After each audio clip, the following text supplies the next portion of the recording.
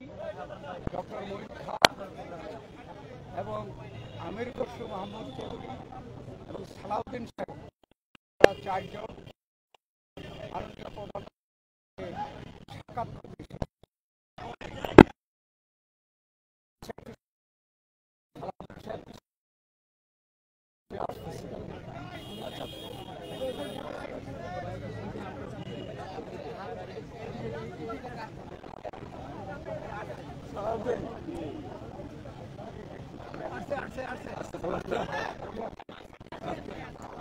ধন্যবাদ আপনাদেরকে আমাদের জন্য অপেক্ষা করার জন্য।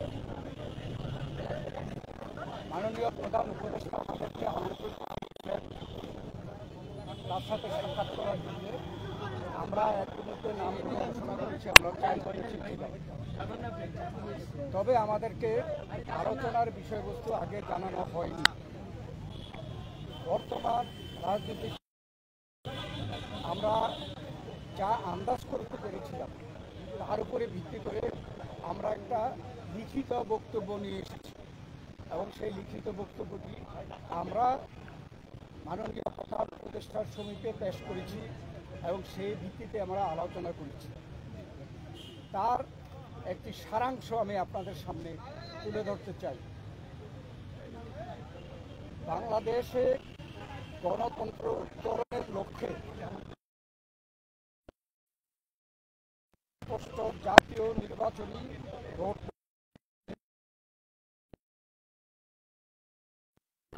দাবি করে আসছে। সুষ্ঠু, নিরপেক্ষ ও অবাধ নির্বাচন অনুষ্ঠানের উদ্দেশ্যে সরকারের নিরপেক্ষতা বজায় রাখার স্বার্থে বিতর্কিত উপদেষ্টাদের বাদ দিয়ে উপদেষ্টা পরিষদ পুনর্গঠনের জন্য আমরা দাবি জানিয়েছি। বিএনপির প্রতিটি নেতা কর্মী ব্যক্তিগতভাবে, রাজনৈতিকভাবে, পারিবারিকভাবে সবচেয়ে বেশি ক্ষতিগ্রস্ত হয়েছে আওয়ামী লীগের আমলে এবং সেই জন্য আওয়ামী লীগের বিচার সবচেয়ে বেশি দাবি করে বিএনপি। এই বিচার প্রক্রিয়া কোনোভাবে অসম্পূর্ণ থাকলে বিএনপি সরকারের দায়িত্বে যখন যাবে তখন বিচারের আওতায় এনে তা বিচার বিভাগের মাধ্যমে, স্বাধীন বিচার বিভাগের মাধ্যমে পরিপূর্ণভাবে সম্পন্ন করা হবে। নির্বাচন সংশ্লিষ্ট সংস্কার কার্যক্রম জাতীয় সংসদ নির্বাচন অনুষ্ঠানের জন্য দ্রুত একটি রোডম্যাপ প্রদানের দাবি আমরা জানিয়েছি। বাংলাদেশের মানুষ বিশ্বাস করে যে অন্তর্বর্তীকালীন সরকারের মূল দায়িত্ব হচ্ছে একটি সুষ্ঠু, নিরপেক্ষ নির্বাচনের মাধ্যমে বাংলাদেশকে গণতন্ত্রে উত্তরণের প্রক্রিয়া দ্রুত সম্পন্ন করা হবে। যে কোনো উছিলায় নির্বাচন যত বিলম্ব করা হবে, আমরা মনে করি জাতির কাছে আবার স্বৈরাচার ফিরে আসার ক্ষেত্র প্রস্তুত হবে। এর দায় দায়িত্ব বর্তমান সরকার ও তাদের সাথে সংশ্লিষ্টদের উপরে বর্তাবে। বিএনপি সম্প্রতি যে নানা ধরনের গুজব আছে, সেই প্রেক্ষিতে আমরা বিএনপির পক্ষ থেকে বলেছি, বিএনপি কখনই প্রধান উপদেষ্টার পদত্যাগ চায়নি, বরঞ্চ প্রথম দিন থেকে এই সরকারকে সর্বাত্মক সহযোগিতা করে আসছে।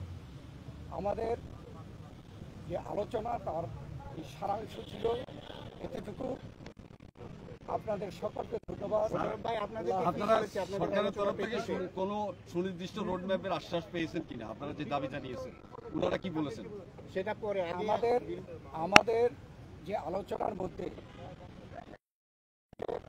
সংস্কার, বিচার এবং নির্বাচন মূল। আমরা বলেছি একটার সাথে আরেকটার কোনো সম্পর্ক নাই। এটা সংস্কার চলমান বিষয়, এটা চলতে থাকবে। আমরা আশা করেছি এই সরকার সকলের সাথে ঐক্যমতের ভিত্তিতে একটা সংস্কার প্রস্তাব দেবে, সেটা চলমান থাকবে। এবং আমরা যদি ভবিষ্যতে জনগণ আমাদেরকে ক্ষমতায় বসায়, আমরা সেই সংস্কার চলমানভাবে আমরা সংস্কার বাস্তবায়নের আমরা প্রচেষ্টা নেব। আর আমাদের জাতীয়তাবাদী দলের আমাদের দেশনেত্রী বেগম খালেদা জিয়া, ভারপ্রাপ্ত চেয়ারম্যান তারেক রহমান থেকে শুরু করে সেই তৃণমূল পর্যন্ত আমাদের নেতা কর্মীরা সবচেয়ে বিক্ষুব্ধ। আমরা এই স্বৈরাচারী ফ্যাসিস্ট সরকারের কর্তা ব্যক্তিদের এবং যারা দায়ী তাদের বিচার চাই। অতএব আমরা তো বিচারের পক্ষে, তবে বিচার ব্যবস্থাও যে স্বাধীন চাই, আমরা স্বাধীন বিচার ব্যবস্থা, এই বিচার সম্পন্ন করব। এটাও কোনো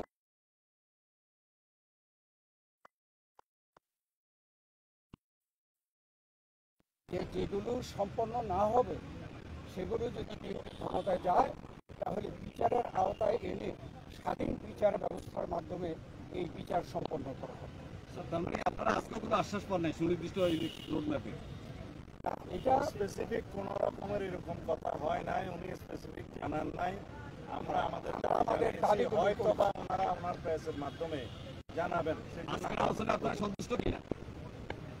আমরা প্রতিক্রিয়া জানানোর দরকার নেই, ওনারা প্রেস সেকশন কি বলে তারপর আমরা প্রতিক্রিয়া যতটুকু হয়েছে আপনারা এতে কথা বলতে পারবো। আমি একটু বলি, এখন আমি একটু বলি মূলত সংস্কার এবং বিচার, নির্বাচন, এই তিনটার উপর আলোচনা হয়েছে এবং সংস্কারের ব্যাপারে আমরা এটা পরিষ্কার মতের ভিত্তিতে হওয়ার কথা, তার ভিত্তিতে সংস্কার কাজ সম্পন্ন হবে এবং সেই কাজ অতি সহজে সম্পন্ন করা সম্ভব। এখানে কোনো বিচার ব্যবস্থা বিচার বিভাগ করবে, বিচারের আওতা আনার ব্যাপার এখানে ওনাদের কোনো দ্বিমত নাই, সুতরাং করা সম্ভব হয়েছে। এখানে কিছু উপদেষ্টার পদত্যাগের ব্যাপারে আপনারা দাবি জানিয়েছিলেন। আমরা লিখিত বক্তব্যে জানিয়েছি, আগেও জানিয়েছি, নিরাপত্তা উপদেষ্টা এবং দুইজন যাদের কারণে এই সরকারের নিরপেক্ষতা ক্ষুণ্ণ হচ্ছে তাদেরকে বাদ দিয়ে আমরা আজকেও লিখিত বক্তব্য আমরা দিয়েছি। ওনারা কোনো আশ্বাস বা কিছু দিয়েছে? সেই আশ্বাস ওনারা দেখবেন, আমরা আমাদের বক্তব্য দিয়েছি। Thank you, thank you, thank you. এই তিনটি বিষয় নিয়ে আমরা কথা বলেছি। আপনি শুনেছেন সংস্কার, বিচার এবং নির্বাচন। আমরা স্পষ্ট ভাষায় বলেছি যে মিউচুয়ালি এক্সক্লুসিভ, একটার সঙ্গে আরেকটার কোনো সম্পর্ক নেই। এবং যদি দ্রুত নির্বাচন দেওয়া হয়, আমরা স্পষ্ট ভাষায় বলেছি আজকে বাংলাদেশে যে নৈরাজ্য হচ্ছে, আইন শৃঙ্খলা পরিস্থিতির অবনতি হচ্ছে, এক অ্যানাউন্সমেন্টের ফলশ্রুতিতে বাংলাদেশের শান্তি শৃঙ্খলা এবং গণতন্ত্র ফিরে আসে। থ্যাংক ইউ, ধন্যবাদ সবাইকে। Thank you, thank you.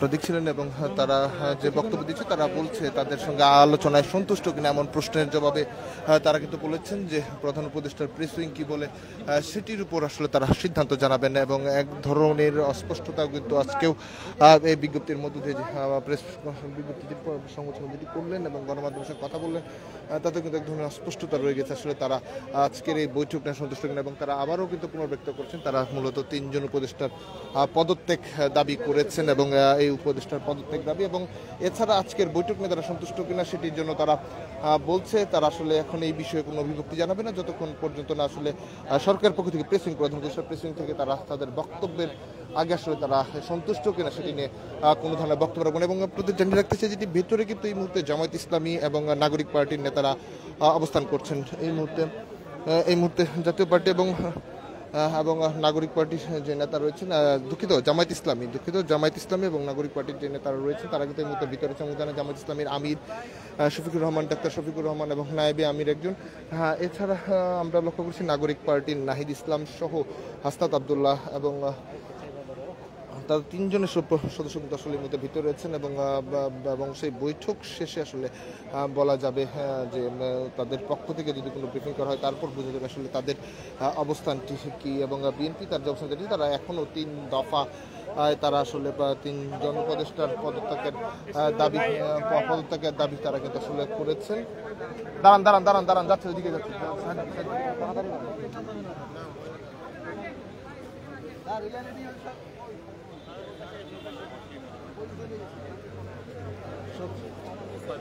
আচ্ছা, এই ছিল দেশমন্ত্র লাইভে সব আপডেট।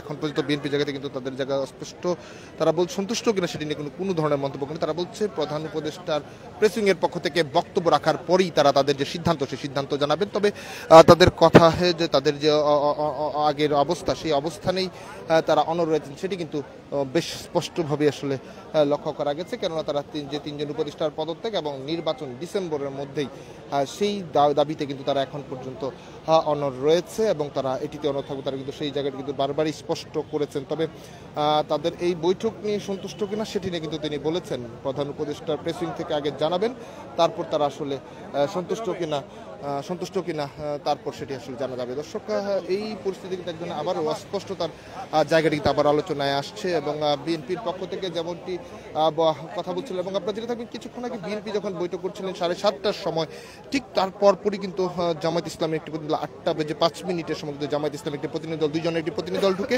এবং ঠিক 8:25 নাগাদ কিন্তু আমরা লক্ষ্য করছি নাগরিক পার্টি 3 সদস্যের একটি প্রতিনিধি দল কিন্তু ভেতরে প্রবেশ করেন এবং অনেকটা সময় কিন্তু আসলে 3টি রাজনৈতিক দলের সদস্যরা কিন্তু একই সময় ভেতরে অবস্থান করেছেন। তার মধ্যে কিছুক্ষণ আগে কিন্তু ঠিক 8:45 নাগাদ কিন্তু 40 থেকে 45 নাগাদ কিন্তু বিএনপির যে প্রতিনিধি দল সেটি কিন্তু বাইরে বের হয়ে আসে এবং গণমাধ্যম কর্মীর সঙ্গে কথা বলে এবং তাদের যে অবস্থান সেটি কিন্তু তারা জানায় বা অবস্থান জানায় এবং তারা বলছে সরকারের অবস্থান থেকে প্রধান উপদেষ্টার যে ব্রিফিং সেই ব্রিফিং কিংবা তাদের গণমাধ্যমের প্রেসিং যেটি রয়েছে সেটির বক্তব্যের অবস্থানের পরে আসলে আবারও বিএনপির যে অবস্থান সেটি তারা জানাবে। দর্শক, এই ছিল দেশমন্ত্র লাইভ আপডেট। পরবর্তী আপডেট পেতে দেশমন্ত্রের সঙ্গেই থাকুন।